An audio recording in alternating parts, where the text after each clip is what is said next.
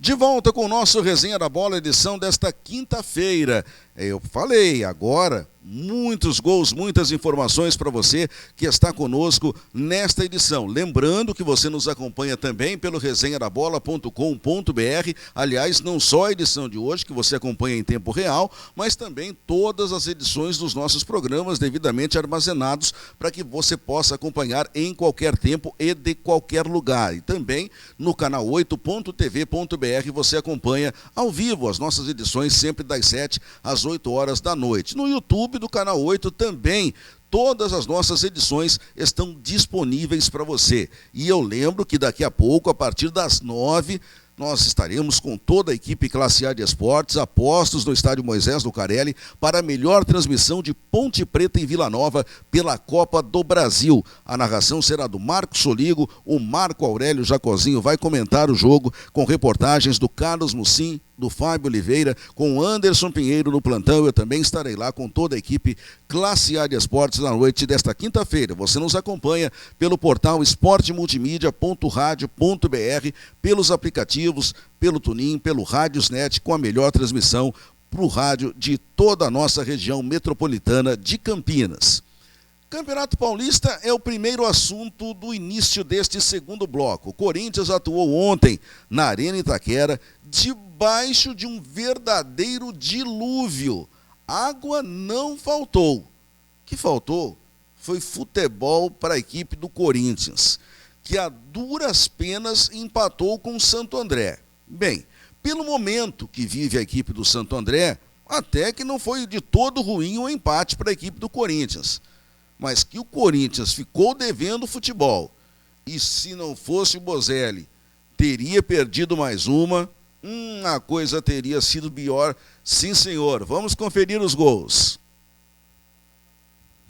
Aí, portanto, você vê o gol já da equipe do Santo André, que nasceu nessa cobrança de falta da esquerda, levantamento para dentro da grande área, o desvio de cabeça sem chances para o Walter, que substituía ontem o goleiro Cássio. Você vê a imagem aí esbranquiçada, é a água, meus amigos, é a chuva forte. Depois, o gol do Corinthians acontecendo no finalzinho da partida, você vai ver já na sequência, exatamente do mesmo lado, o Bozelli apareceu livre no interior da grande área. Houve uma falha do goleiro Fernando Henrique, sim, que saiu, não achou a bola, se confundiu com o zagueiro da equipe andreense, e o Bozelli estava livre ali no segundo pau, cutucou a bola para o fundo da rede, empatando para a equipe do Corinthians, mas isso já no finalzinho. Antes disso, o Corinthians tinha perdido várias oportunidades. O Wagner Love perdeu uma na cara do gol, quase que 2 ou 3 minutos antes, inclusive desse lance, onde foi marcado o gol de empate da equipe corintiana.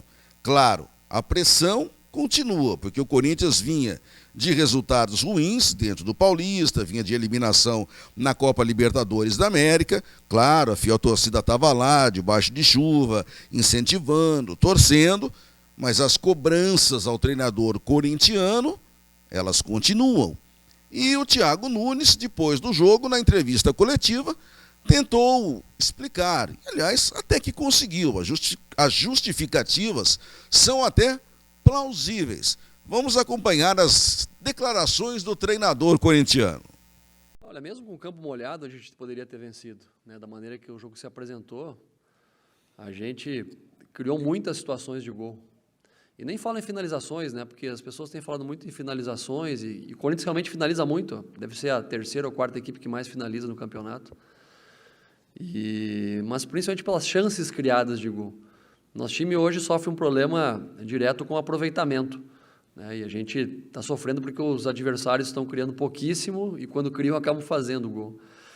E estamos tentando achar um padrão nos gols sofridos, sabe? E aí não tem um padrão. Cada jogo tem uma circunstância diferente que às vezes colabora, às vezes não colabora.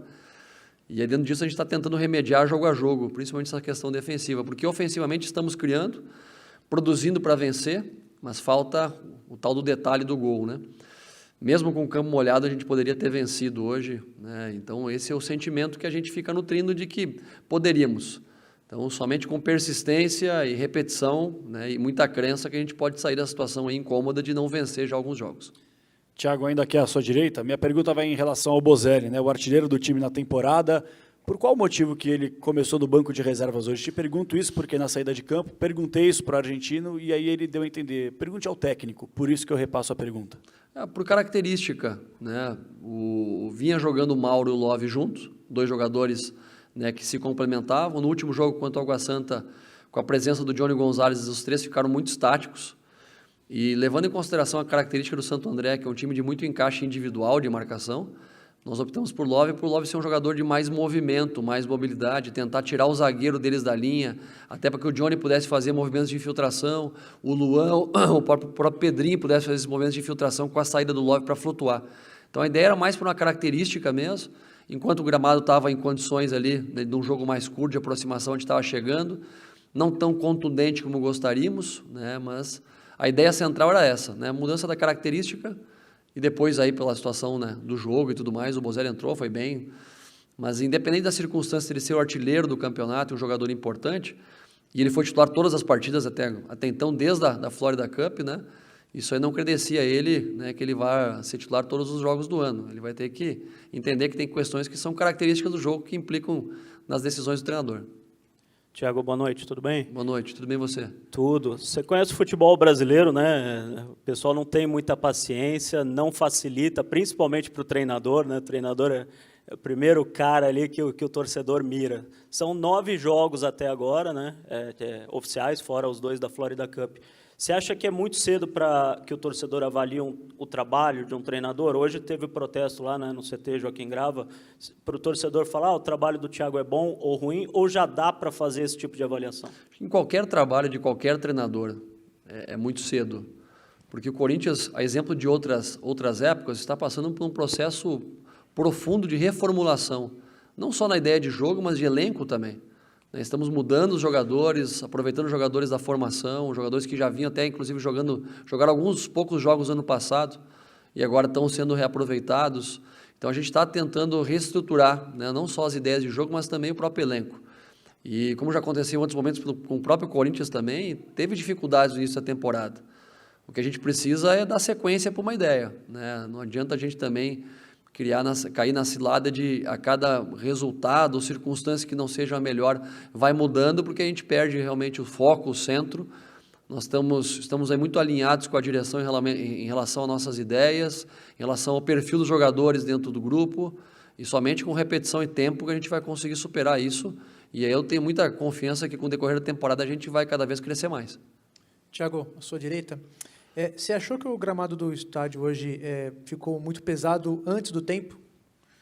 Acho que sim. Acho que para todo mundo, né? Ainda mais para uma equipe que quer construir, que precisa buscar o gol, né? Para quem quer destruir é muito mais fácil. A característica do Santo André é uma equipe que joga muito atrás, né? E tem conseguido bons resultados fazendo isso. E aí onde o gramado, né? E me corrija se eu estiver equivocado, me passaram que foi a primeira vez que viram o gramado nesse estado, né? Que nunca tinha tido um volume de tanta chuva em tão pouco tempo, né, durante um jogo. E aí, consequentemente, ficou impraticável. Nós tivemos que mudar totalmente a característica de jogo. Começamos a arremessar a bola direta lá para o campo de ataque. Inclusive, colocamos o Gil de centroavante em alguns momentos, né, para tentar ganhar essa primeira bola. E depois que o gramado secou um pouquinho, ali no minuto 32, 33 do segundo tempo, que a gente voltou a tentar jogar e criamos um volume maior de chances, mas sim, o gramado ficou muito molhado e deixou o jogo aí praticamente impraticável no que diz respeito à qualidade técnica. Ficou um jogo só de coração. Muito bem, aí ouvimos o técnico corintiano explicando a atuação da sua equipe no jogo de ontem diante do Santo André, justificando algumas questões. O que me preocupa nessa história toda, e deve preocupar também a você, torcedor corintiano, e a torcida, é que algumas das explicações, embora tenham lógica do Thiago Nunes, mas elas começam a ficar repetitivas. Então, a partir do momento que o técnico começa a repetir as explicações, começa a justificar no jogo a mesma coisa que ele justificou no jogo passado, que era a mesma coisa que ele tinha justificado no anterior, começa a ficar um pouco estranho, né? A coisa começa a esquentar para o lado dele, literalmente falando. Mas a diretoria, o presidente do Corinthians garantem que está tudo tranquilo, está tudo certo com o Thiago Nunes, não tem problema nenhum com relação à permanência dele. né? Vamos esperar as cenas dos próximos capítulos para ver aquilo que acontece. A gente torce, eu particularmente torço, para que realmente não haja nenhum prejuízo com relação à sequência de trabalho do Thiago Nunes. Por quê? Porque é um grande profissional, provou isso no Atlético Paranaense, mas precisa de tempo para que o trabalho dele seja entendido e compreendido pelos jogadores do Corinthians. Só que a gente sabe que a torcida e a diretoria, e não é só do Corinthians, é de todo o grande clube do futebol brasileiro, nem sempre entende isso. E principalmente, depois de uma eliminação, né, para a fase de grupos de Copa Libertadores da América, principalmente de um time que é o grande favorito dentro do seu grupo nessa primeira fase de Campeonato Paulista e não vem correspondendo, né? Perdeu a chance ontem de assumir a liderança do seu grupo, embora, repito aqui, jogou diante de um grande adversário que é o Sport Clube Santo André, melhor equipe do Paulistão até agora, mas o time precisa treinar mais, o time precisa produzir mais, o time precisa se entrosar mais, faltam peças para que esse Corinthians possa também render mais. Então, não adianta também só cobrar do Thiago e da sua comissão técnica. Os jogadores também precisam ser cobrados. Como eu disse, Wagner Love perdeu o gol debaixo do gol. Então, não adianta cobrar só de quem está fora do campo orientando. Quem está dentro do campo também tem que ser cobrado. Bem, vamos continuar com o nosso show de gols desse meio de semana. Vamos sair de Campeonato Paulista e vamos falar agora de Recopa Sul-Americana. O Flamengo jogou no Maracanã e conseguiu erguer a sua segunda taça do ano, meus amigos. Só estamos em fevereiro. Já tinha ganhado a Supercopa do Brasil e agora a Recopa Sul-Americana. Vitória 3-0 em cima do Independiente del Valle. Vamos aos gols. O Gabigol balançou a rede a 18 minutos do primeiro tempo, abrindo o caminho para a vitória do Flamengo em cima do Independiente del Valle. Aí a torcida rubro-negro já fazendo a festa. No segundo tempo, curiosamente, também a 18 minutos, o segundo gol aconteceu através do jogador Gerson. Portanto, etapa complementar, Gerson aí 18 minutos, fazendo 2-0 para a equipe do Flamengo. E o próprio Gerson, a 43 minutos da etapa complementar, fazia o terceiro gol da equipe do Flamengo, que desta maneira, portanto, acabou conquistando o torneio, porque no primeiro jogo, fora de casa, aconteceu empate em 2-2. Portanto, Flamengo em casa, lição de casa absolutamente concluída, e o Flamengo conquistando aí a Recopa Sul-Americana. Flamengo, portanto, colecionando títulos, né? Bom, da Recopa Sul-Americana para a Copa Libertadores da América, o Internacional de Porto Alegre ontem fez o jogo de volta em casa e também fez a sua lição. Venceu e está qualificado para a fase de grupos da Copa Libertadores. Vamos ver aí o gol da vitória do Internacional. Olha, a parada para o Inter não foi fácil. Diante da sua torcida, quem apareceu? Paulo Guerreiro. Paulo Guerreiro garantiu com esse gol a vitória do Internacional por 1-0. E sabem o que vai acontecer com o Inter na próxima fase? Vai para o grupo do Grêmio, tchê. Tem Grenal já na fase de grupos da Copa Libertadores da América. Grenal esse ano não vai faltar em Porto Alegre. Vai ter Grenal no Gaúcho, muito provavelmente, tem Grenal no Campeonato Brasileiro e tem Grenal também na Copa Libertadores da América. Portanto, campeonato com Grenal para todos os lados. Copa Sul-Americana, também tivemos participação brasileira na noite de ontem, e foi o Bahia, jogou fora de casa, jogou com o Nacional lá no Paraguai, e não é que o Bahia ganhou? Confira aí. O Bahia sofreu, porque tomou o gol logo no comecinho da partida, fez um gol, né? Também no comecinho da partida, você está vendo aí o primeiro gol da equipe do Bahia, depois acabou sofrendo gols, mas fez uma grande atuação fora de casa, sofreu com arbitragem polêmica, mas o fato é que conseguiu a sua classificação também, e jogando fora de casa, o Bahia, que não vem bem das pernas nem no Campeonato Baiano, nem na Copa do Nordeste, mas pelo menos na Copa Sul-Americana está conseguindo fazer a sua lição de casa. Conseguiu essa boa vitória em cima do Nacional, segue vivo dentro da competição, tinha que conseguir o resultado fora de casa e conseguiu, até para surpresa de muitos, né, uma vitória por 3-1 em cima do adversário fora de casa, e conseguiu, portanto, aí a equipe do Bahia o resultado que lhe interessava. Precisava vencer, precisava passar, superar o adversário e conseguiu.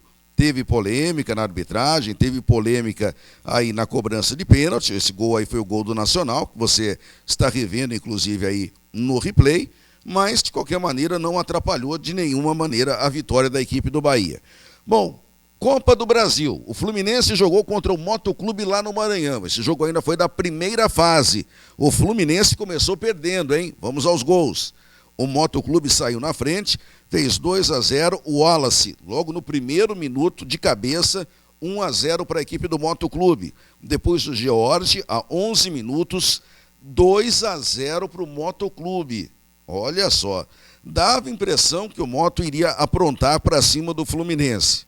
Aí, não sei porquê, lá no Castelão de São Luís, o Motoclube começou a dormir nos louros da vitória por 2-0, e a partir daí só deu o Fluminense. O Nenê cobrando pênalti, descontou para a equipe do Fluminense. Depois o próprio Nenê cobrando falta a 3 minutos no segundo tempo, marcou o segundo gol do Fluminense, 2-2, esse resultado já qualificava a equipe do Fluminense.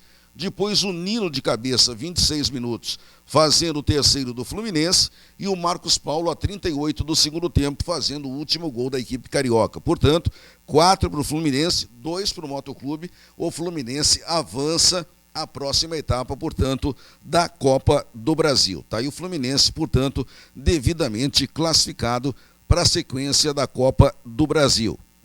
Fluminense, grande atuação fora de casa. Seguimos na Copa do Brasil, vamos até Piracicaba, agora aqui mais pertinho de nós, na região. O 15 no tempo normal empatou com a equipe do Londrina. O 15 saiu na frente, vamos aos gols. 15 de Piracicaba conseguiu sair na frente, fez até o placar que lhe era interessante, gol do Daniel Costa, 2 minutos do segundo tempo, meio sem querer, né? O Daniel Costa tentou cruzar a bola na grande área, fez um golaço, 1-0, 2 minutos do segundo tempo, jogava melhor, segurava o resultado que era favorável, mas o Eltinho, a 26 do segundo tempo, empatou tudo para a equipe do Juventude.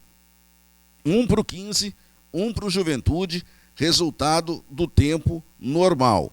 Aí, meus amigos, não faltaram emoções.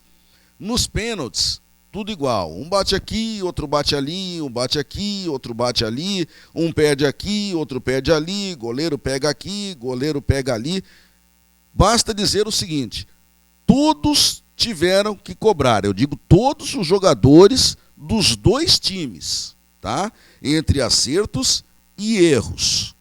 Aí sobrou no final para os goleiros. E aí é que a coisa se complicou.